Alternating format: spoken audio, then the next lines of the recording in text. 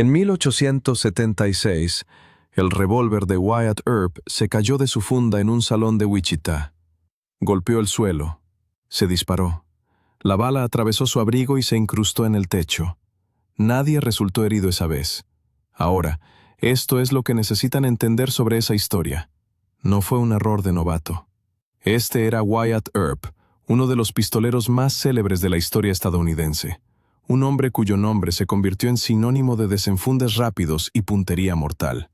Y su revólver cargado se disparó solo al caer menos de 1 metro sobre un piso de madera. Ese único incidente les dice más sobre los tiroteos reales en la frontera del Viejo Oeste que 2 horas de cualquier película de Hollywood. Porque la realidad de cómo los vaqueros y los agentes de la ley manejaban las armas de fuego, las técnicas que usaban, las limitaciones con las que lidiaban, los peligros que enfrentaban de sus propias armas, es casi completamente opuesta a lo que han visto en pantalla. No había eso de abanicar el martillo en un borrón de movimiento. No había disparos desde la cadera mientras caminaban por una calle polvorienta. No había fundas bajas atadas al muslo. Casi nada de eso era real. Y lo que sí era real es mucho más interesante y mucho más peligroso que la fantasía. Bienvenidos a Mundo del Viejo Oeste, el canal dedicado a confrontar el registro histórico documentado con la mitología del oeste americano para ver qué sobrevive. Ahora, entremos en cómo era realmente disparar en la frontera. Antes de hablar de técnica, necesitamos hablar de la herramienta, porque el mayor malentendido sobre los tiroteos en la frontera del Viejo Oeste es qué armas usaban realmente los hombres serios. La respuesta no es el revólver. Para cualquier enfrentamiento en el que un hombre tenía aviso previo, cualquier situación en la que se anticipaba la violencia en lugar de ser repentina, el arma preferida era un arma larga. Un rifle de repetición Winchester de acción de palanca, o más comúnmente, una escopeta de doble cañón cargada con postas. Las razones son directas y no tienen nada que ver con el romanticismo. Un rifle, o escopeta, es más fácil de apuntar con precisión, particularmente bajo estrés. Ofrece un poder de detención dramáticamente mayor a distancias prácticas. Y con una escopeta especialmente, la dispersión del disparo compensa las manos temblorosas, el ritmo cardíaco elevado y la visión comprometida que acompaña las confrontaciones reales de vida o muerte. El revólver, el Colt Single Action Army, el Smith & Wesson de apertura superior, lo que fuera que un hombre llevara en la cadera, era lo que los historiadores y profesionales de la época llamaban un arma de último recurso. Se recurría a él cuando el rifle no estaba en tus manos. Cuando la situación se había deteriorado más rápido de lo previsto, cuando ya estabas en la habitación con el problema y no había tiempo para hacer nada más. Wyatt Earp fue explícito al respecto en entrevistas y conversaciones documentadas. También lo fue Doc Holliday, quien famosamente portaba una escopeta en el tiroteo en el OK Corral, no una pistola. Lo mismo prácticamente todos los agentes de la ley y pistoleros profesionales cuyas preferencias están registradas. Hollywood les dio el revólver porque una escopeta no es cinematográfica de la misma manera. Un hombre parado de costado en una calle polvorienta, con la mano suspendida sobre una pistola. Eso es una imagen. Un hombre entrando a una habitación con una escopeta de doble cañón calibre 10 es simplemente un hombre resolviendo un problema de manera eficiente. Las películas necesitaban la imagen. La realidad necesitaba la escopeta. El estándar de una sola mano. Hasta bien entrado el siglo XX, la técnica estándar para disparar una pistola era con una sola mano. Una mano en el arma, la otra libre para las riendas del caballo, para un sable, para el equilibrio, o simplemente porque así se había hecho siempre. La tradición cultural detrás de esto es más antigua que el oeste americano. Se remonta directamente a las convenciones europeas de duelo y tácticas de caballería, donde la pistola era un arma secundaria portada en la mano que no sostenía el sable ni controlaba el caballo. La palabra arma de mano, en sí misma, un arma operada con una sola mano, codifica esta suposición. Usar la segunda mano para apoyar el arma era considerado, en la mayoría de los círculos profesionales, una señal de debilidad o inexperiencia. El término que se usaba a veces era poco halagador. La suposición era que un hombre competente no necesitaba ayuda para sostener y disparar una pistola, y que necesitar ayuda era una admisión de incompetencia. Esta actitud cultural persistió mucho después de que las razones técnicas para ella hubieran desaparecido. El agarre a dos manos, la postura Weaver, la postura isósceles, no se convirtieron en práctica estándar en las fuerzas del orden estadounidenses ni en el tiro competitivo hasta las décadas de 1950 y 1960. Durante casi toda la historia de la frontera del Viejo Oeste, los hombres disparaban con una sola mano, punto. La razón técnica: nadie quería tener dos manos cerca de ese cilindro. También había una razón práctica para mantener la segunda mano lejos del arma de fuego, específicamente lejos del espacio entre el cilindro y el cañón. En los revólveres de las décadas de 1860 a 1880, no existía un sello de gas entre la parte frontal del cilindro y la parte trasera del cañón. Cada vez que el arma se disparaba, un chorro de gas sobrecalentado, partículas de pólvora en combustión y a veces virutas de plomo escapaban de ese espacio con fuerza considerable.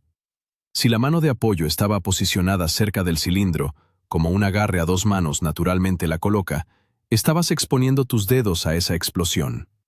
Las lesiones documentadas por esto en registros militares de la época van desde quemaduras graves hasta amputaciones parciales de dedos. No era un riesgo teórico, era un evento recurrente documentado. Disparar con una sola mano mantenía todos los dedos seguros detrás del espacio del cilindro. No era solo tradición, era la respuesta sensata a un peligro mecánico genuino. La postura de duelo, de costado a la amenaza. La postura de combate estándar de la época era de perfil, parado con el cuerpo girado aproximadamente 90 grados hacia el oponente, el brazo de tiro extendido, el hombro opuesto girado hacia atrás. La lógica es simple. Un cuerpo humano, visto de lado, presenta aproximadamente la mitad del área de blanco que el mismo cuerpo visto de frente. En una confrontación donde ambas partes están armadas y son precisas, reducir tu perfil visible es una ventaja de supervivencia significativa. Por eso, ocasionalmente, se ven fotografías de la época de agentes de la ley, fronterizos y tiradores competitivos en lo que parece una pose estilizada e incómoda. No están posando, están demostrando la postura que usarían en una confrontación real. Tiro instintivo, sin mirar por las miras. Aquí hay algo que parecerá contraintuitivo si su comprensión del tiro proviene enteramente del entrenamiento moderno con armas de fuego. La mayoría de los pistoleros experimentados de la frontera no usaban sus miras en una confrontación a corta distancia. La técnica que usaban se llama tiro instintivo o tiro por señalamiento. La idea es que, a las distancias donde ocurrían la mayoría de las confrontaciones reales, dentro de un salón, al otro lado de una mesa de cartas, en el pasillo de un hotel, el sistema visual humano puede dirigir un arma de fuego hacia un blanco sin el proceso consciente de alinear mira frontal, mira trasera y objetivo. Las razones prácticas para esto están bien documentadas. Bajo estrés mortal genuino, el cuerpo humano entra en un estado de excitación que estrecha el enfoque visual hacia la amenaza, no hacia el pequeño poste metálico en el extremo de un cañón. Las miras de un Colt Single Action Army eran pequeñas, fijas y difíciles de adquirir rápidamente, incluso en las mejores condiciones. Bajo estrés, con las manos temblando y la visión en túnel, eran esencialmente inútiles.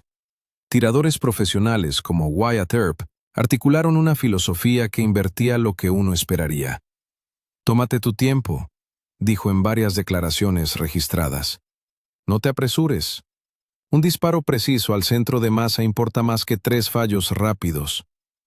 El objetivo no era ser el primero en disparar. El objetivo era ser el primero en acertar. Abanicar el martillo. El abanicado, la técnica de mantener el gatillo presionado y golpear repetidamente el martillo hacia atrás con la palma de la mano libre para disparar rápidamente, es una de las imágenes más icónicas del cine del oeste.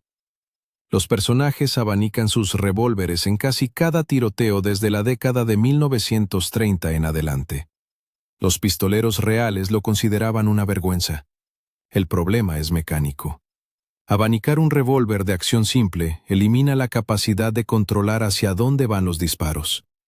El arma está recorriendo sus recámaras más rápido de lo que el ojo humano puede seguir, más rápido de lo que cualquier puntería práctica es posible, y la fuerza física de cada golpe introduce movimiento lateral en el arma misma.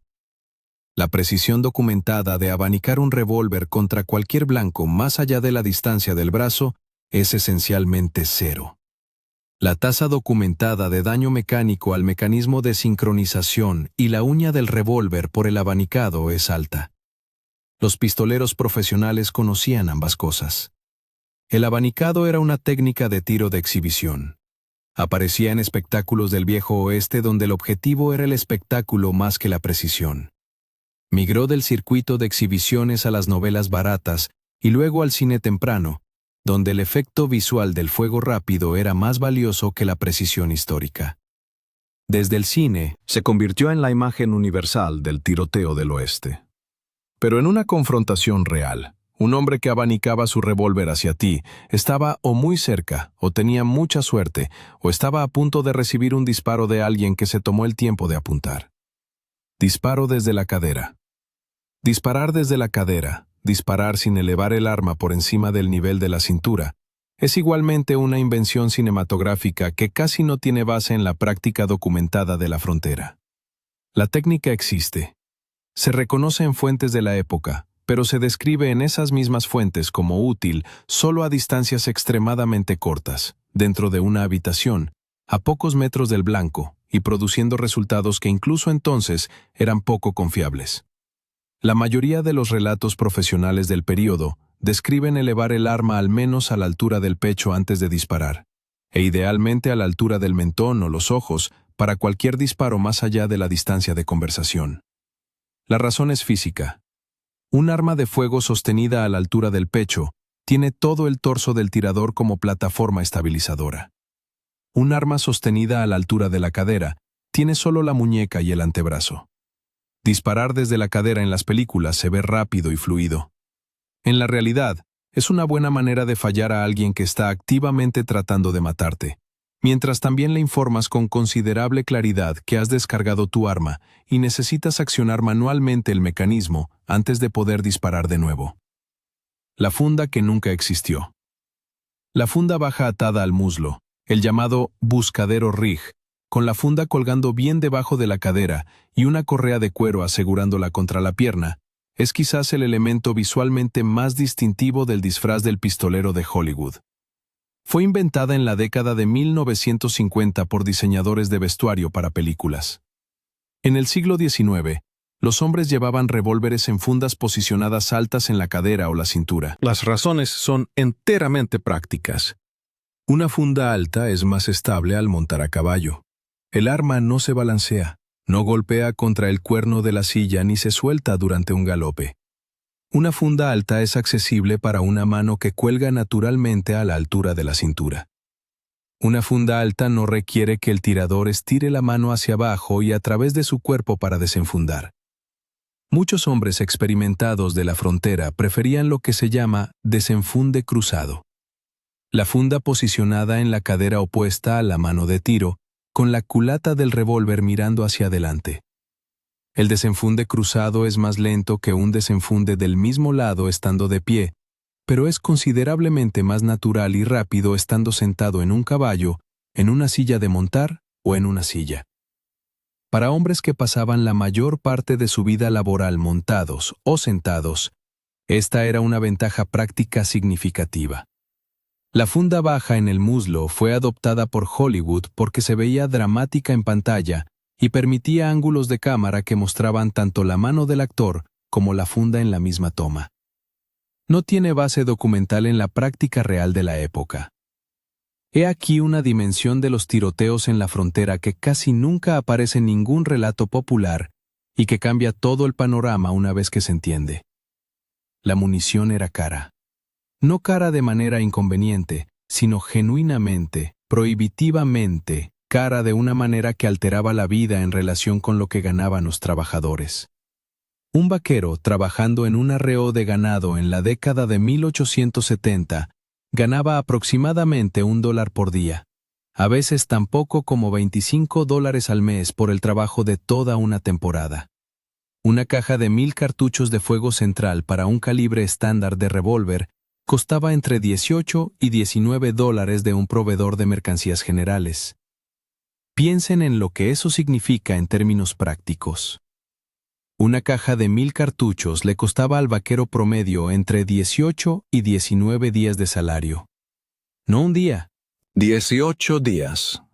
Bajo estas condiciones, la práctica de tiro como la entendemos hoy, pararse en un campo de tiro y disparar docenas de rondas para mantener la destreza, era financieramente imposible para la mayoría de los trabajadores. Los hombres que podían permitirse disparar regularmente eran rancheros adinerados, jugadores profesionales o hombres cuyo empleo específicamente requería la habilidad y que por lo tanto recibían munición. Lo que esto produjo fue una cultura de lo que se llamaba tiro en seco, practicar el desenfunde, la postura, la presión del gatillo y el trabajo del martillo usando un arma descargada. Vaqueros y agentes de la ley pasaban horas practicando la mecánica de desenfundar y disparar sin gastar un solo cartucho. Practicaban amartillar, alinear el arma, presionar el gatillo, todo excepto la parte cara. Esto explica algo que ha desconcertado a los historiadores al examinar relatos documentados de tiroteos reales. Las tasas de fallo eran extraordinarias. Hombres considerados tiradores hábiles, hombres cuyas reputaciones se habían construido sobre su destreza con un arma de fuego, fallaban a sus blancos a corta distancia a tasas que parecen casi imposibles de explicar solo por razones técnicas. La respuesta es que casi con certeza habían practicado la mecánica del disparo mucho más que el acto de disparar en sí. Podían desenfundar limpia y suavemente. Podían amartillar y disparar sin torpeza. Pero la experiencia de manejar el retroceso, compensar el arco de una bala pesada y lenta, y mantener el enfoque en un blanco que te estaba devolviendo los disparos, estas eran cosas que solo el fuego real podía enseñar. Y el fuego real era algo que la mayoría de ellos raramente podía permitirse. Hay un elemento más de los tiroteos del siglo XIX que las audiencias modernas nunca consideran porque fue eliminado de la experiencia del tiro antes de que la mayoría de las personas vivas hubieran nacido. El humo de la pólvora negra. Cada arma de fuego en la frontera, cada revólver, cada rifle, cada escopeta estaba cargada con pólvora negra. No el propelente sin humo usado en la munición moderna. Y la pólvora negra, cuando se quema, no lo hace limpiamente. Produce una nube espesa y pesada, de color blanco a gris amarillento, de humo acre que se suspende en el aire y no se disipa rápidamente. Esto no es una molestia menor. Es una transformación fundamental del entorno táctico. ¿Qué pasaba realmente en un tiroteo? El primer disparo en un espacio cerrado, un salón, el pasillo de un hotel, un callejón estrecho entre edificios, producía una nube de humo que oscurecía parcialmente la posición del tirador y del blanco simultáneamente. El segundo disparo de cualquiera de las partes se sumaba a esa nube. Para el tercer o cuarto intercambio, los participantes en un tiroteo serio frecuentemente estaban disparando a sombras, fogonazos o sonidos en lugar de blancos humanos visibles. Esto no es especulación. Los relatos contemporáneos del tiroteo en el OK Corral describen el espacio llenándose rápidamente de humo durante los aproximadamente 30 segundos que duró el enfrentamiento. El callejón donde ocurrió era estrecho.